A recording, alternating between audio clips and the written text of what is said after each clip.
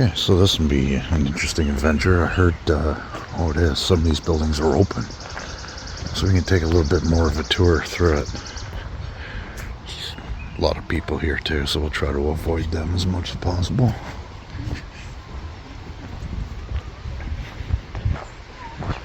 Oh, the blacksmith's open, that's cool.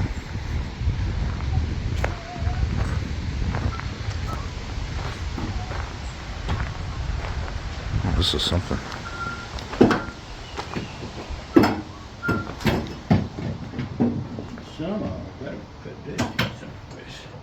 Hello. How you doing, buddy? I broke my tool holder here, crank holder. Oh, I that's gotta not... come up with a different type of holder. Anyways. Well, this is the right place for it, I guess. With all the tools you got. Yeah. Yeah. So this gets on the fire. First time here? No, I've been here a few times. Oh. Well, if you have any questions, I'll gladly answer for you. All right, thanks, brother. Appreciate that. Making a little wreath today, so Oh, cool.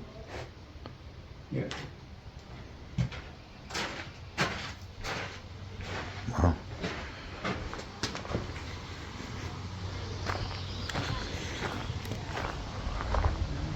This is kind of neat. Everything's open.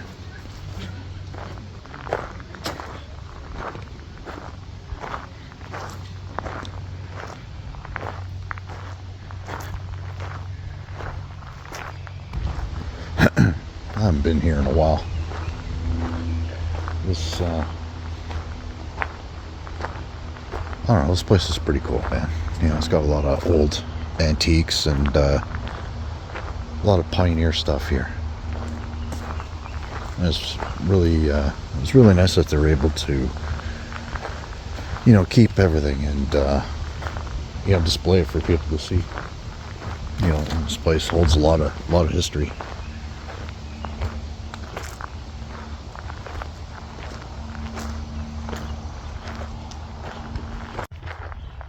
Alright, so let's check this out. This is pretty cool. Hello. Hey. Come on in. Alright, thank you. Making a cake, which is good work for the arms. And I've got some stew on the stove. Oh, that smells good. It's a beef heart. Beef heart. Yep. Alright. It's a heart of a cow. Nice. It's like quite beefy tasting. Oh. It's not like liver or something. It's just tough. You have to stew it for a very long time. So this house was built in 1832. Oh, cool. So it was built by Conrad Meisner in 1832, and they lived in this house until 1900. And then in 1900 they built a brick house on the property, moved into that, and this sat empty until 1962. And in 1962 they donated it to the village, and it was put on a flatbed truck and driven up here from Troy. So not much built today would probably stand being stuck on a flatbed truck after a couple hundred years. No, definitely not. Now, I would imagine they drove very slowly. What? Yeah. Well, it held together nice though. Yeah, so, you know, there was a lot of plaster repair, of course, that had to be done, but you kind of expected that. But I'm using a new-fangled fancy kitchen device just developed at the time period that we're showing the house. So I got my mixer here, so I don't have to beat my eggs for like an hour to get them right for making my cake. So I'm quite pleased to be using my technology. When's the cake ready? I'm starving. I got a lot more arm work to do. Jesus. All right, well, I'll let you get to it. Thank you. It's good exercise. Oh, I can imagine. So, yeah. This pioneer cake right there. Well, it was called afternoon cake because this was an easy one. So you could make it in an afternoon. That's awesome. Before the development of baking powder and baking soda, you either had to use yeast or egg whites. And a lot of recipes actually tell you to beat the eggs for an hour before you use them. But with my piece of technology, I should be able to be finished in about 15 minutes to put them in. So in the 1800s, did the kids get to lick the spoons as well, or? probably. Yeah, okay. I would imagine So it's a so. tradition that's come down for Yeah, but many you wouldn't want to lick generations. those beaters because that might end up that you don't have the end of your tongue. Yeah, well, yeah, you don't want to spin it while doing that. Yeah, and instead of vanilla, because vanilla really wasn't available until 1890, I'm going to use orange flower water, which was probably, just take a sniff, one Oh, wow. of the most popular flavorings. This and rose water, but I like orange flower water better. Rose water is kind of like bathroom air freshener. Oh, yeah, okay. So we're going to give it a bit of flavor. Smells really good. Yeah, I think the orange flower water has a really nice smell to it. So Sweet. All right, it's thank more you. subtle when it's baked.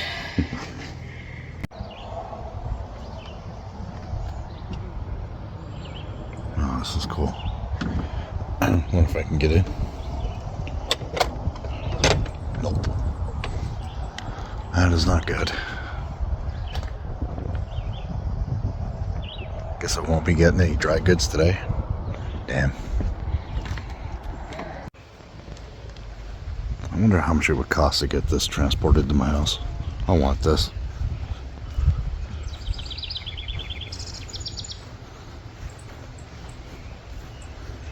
See, for me, this is probably one of the coolest things that are here. Really cool piece of history. And the even better thing is there's not so many bees hanging off it. That's a plus too.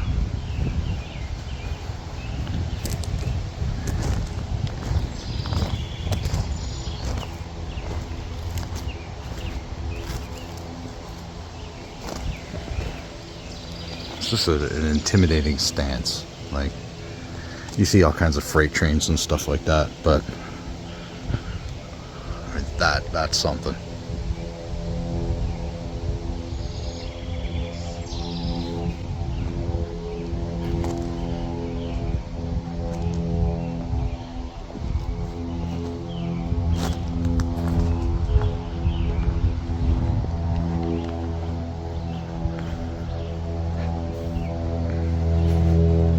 The camera doesn't do it justice in terms of how huge this thing is. I mean, this thing's probably 60, 70 feet long. Maybe about 20 feet up in the air when you count the bell and the smokestack on it. This is intense.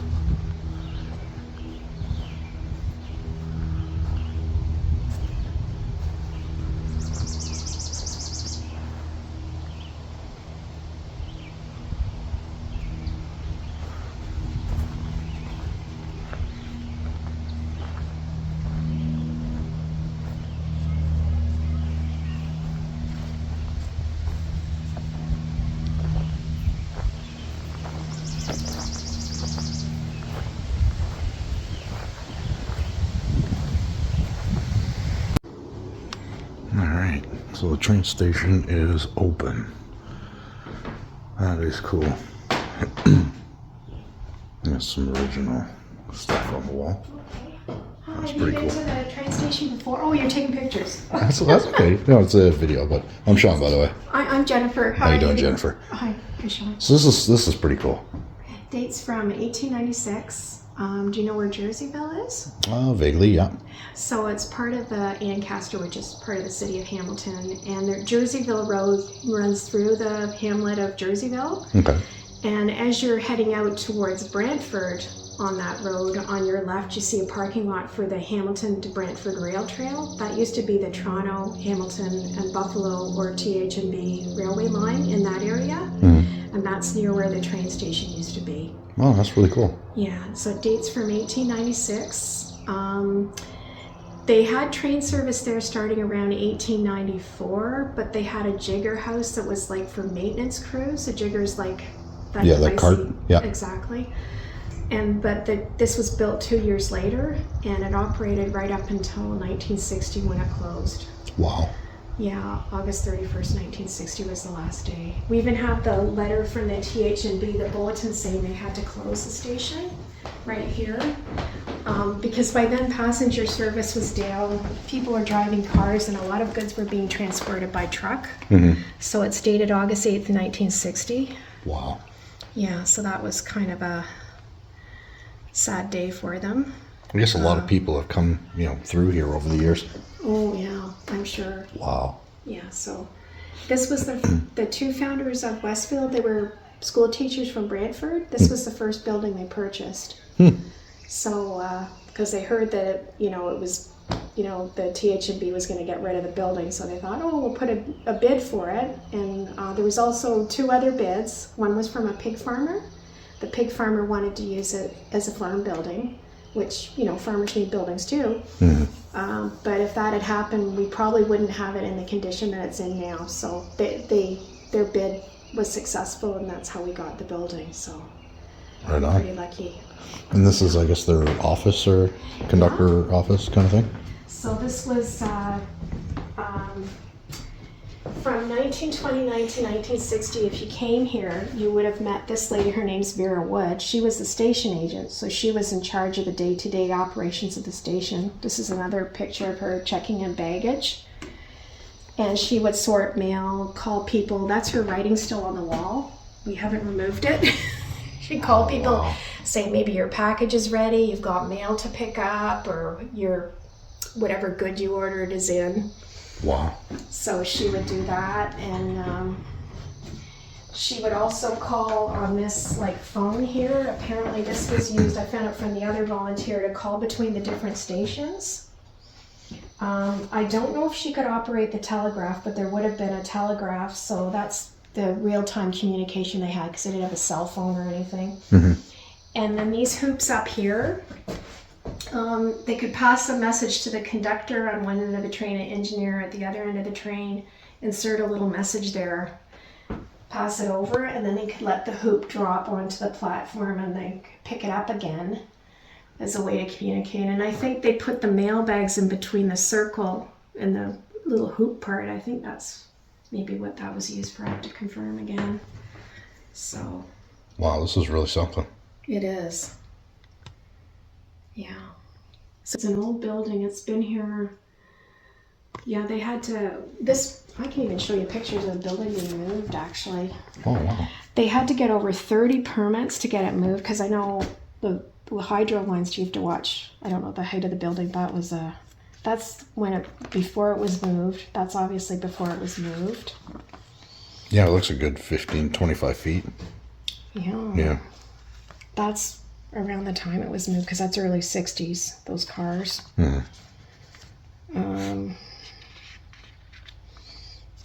That's an old truck.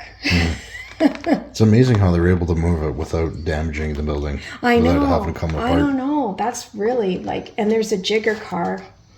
The maintenance crews would have used that.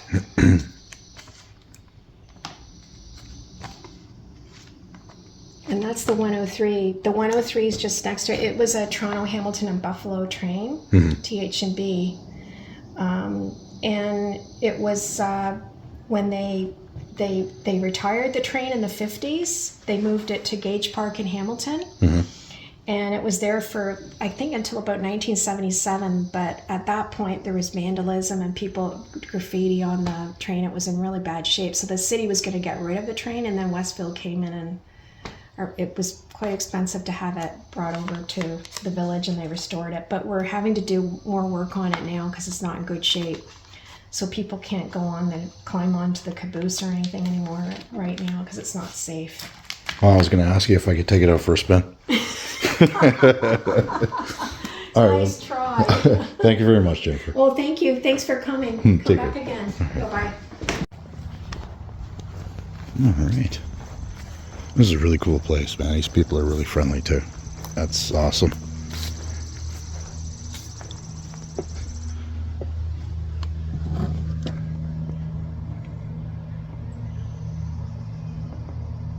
Man, I would love to come here at night. See what I can catch. All right. Let's get ourselves a cabinet.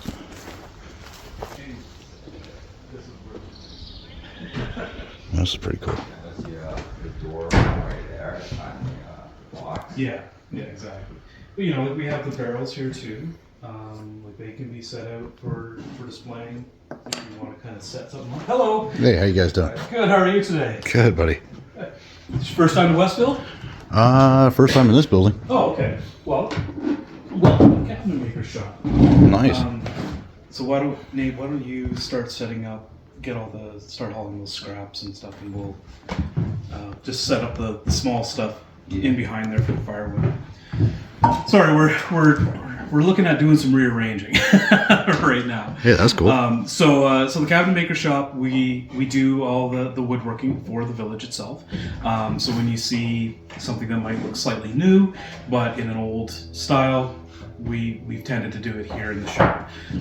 So we have a team of people that we do everything from cabinetry, tables, chairs, all that kind of stuff.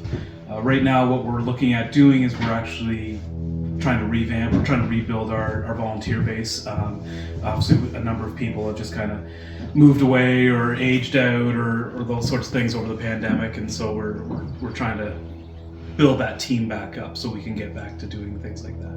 So this building itself is from 1867. If you know the Aldershot area, roughly where the Aldershot train station is, that's where this building was located originally. Wow. It was a cabinet maker shop. The original structure is still here. You can still see some of the roof trusses. Obviously we've had to upgrade the interior. We've insulated the building, redone the outside. But for the most part, this is still original. The stove originally would have actually been located right here in the center. We moved it for obvious reasons. So we could set up a nice, good workstation and obviously be able to present. That was never the concept when the building was first designed. So anyways, we focus on 1870 to 1900, so pre-power, and so everything is foot powered, like our lathe over there in the corner. We also have our foot powered saws, and everything else is hand powered. So hand planes, hand saws, drills, you name it. It's all hand powered here. If we were ever to add power to this building, if as the business progressed, the lathe would have been the first thing that we added. Any type of electricity or any type of automation to it, and that's simply because it was our money maker when it came down to it. When you look at Victorian homes, one of the most common things throughout, every chair, every table, every railing, they all had spindles. Lots and lots of dowels, spindles, and all that sort of stuff. So that would have been made on a lathe like that. So a person would have been dedicated to working on that lathe all day, every day. And the idea would be turning out the exact same thing over and over and over again, like what a machine would do today. So generally, you would have some form of apprentice would be working on there. Once they got skilled or another apprentice kind of moved up into that position, they would move on to the next skill building station. So a cabinet maker is generally considered a very fine woodworker, and that's all essentially from the premise of the fact that they got to work indoors with heat and at a bench. So you weren't out in the elements, bent over, working with heavy things. You were working with small pieces, building furniture or whatever. So a lot of the intricate Victorian style exactly. stuff. Well, actually, done that's something here. we're looking at expanding into. This is a book that I have of Victorian scroll saw patterns. Oh, and, wow! Can you imagine spending your day hunched over that, pumping it while trying to cut this out? That's impressive. But there, yeah, and really it gets impressive. even more so. Like there's entire shelves and hanging systems, and they all fit together like puzzle pieces, and it's just well beyond that's a picture frame. Wow. So That's those intense. are all things that we're hoping to do in time as we rebuild the team and start doing more demonstrations and things like that. So yeah, that's us in a nutshell here. If you have any questions, by all means, feel free to ask away. Wow, that pretty much sums it up, brother. Okay. And that's some it takes a lot of skill and a lot of to pull something like that off. I mean, Well, some of those it is. details in the book are amazing. And it's practice, right? You know, you learn over time, and that's the reason why you do apprenticeships and all that sort of stuff. You build those skills up, and It's almost like a lost art kind of thing. in a way, it is. It's you know, as things become a little easier to work with, it does. But that's the nature of human beings, right? The whole concept is we try to make things easier for the next generation. Yeah. That's the way it's always been. You know, it's also a matter of preference and style and things like that. At the time, very fancy, ornate type stuff was what people wanted because it showed the fancier, more work that was put into it meant you spent more money on it. Mm-hmm. So it was a way of showing off, really. However, a shop like this in a small village like Aldershot would have likely been producing more, I guess what we would consider country style furniture. So it would be rough on the bottom, you know, it would look nice, it would be functional, but it wouldn't have all of those intricacies to it. Mm-hmm. If you wanted to spend a lot of money, maybe you'd get the turned legs with the table rather than, you know, a big elaborate pedestal or something. But then, of course, it depended on the wood you were willing to work with. So it's more like daily use furniture as opposed to exactly. custom It's pieces. essentially practical, right? and that was really the concept for cabinet makers was your daily use furniture, your cupboards, your cabinets, those sorts of things. And in a lot of cases, like especially as you go through all the houses, you'll notice everything is painted, or a lot of the furniture is painted. You never see raw wood. Today, the fashion style is people like to see the grain. They like to see that character, that uniqueness.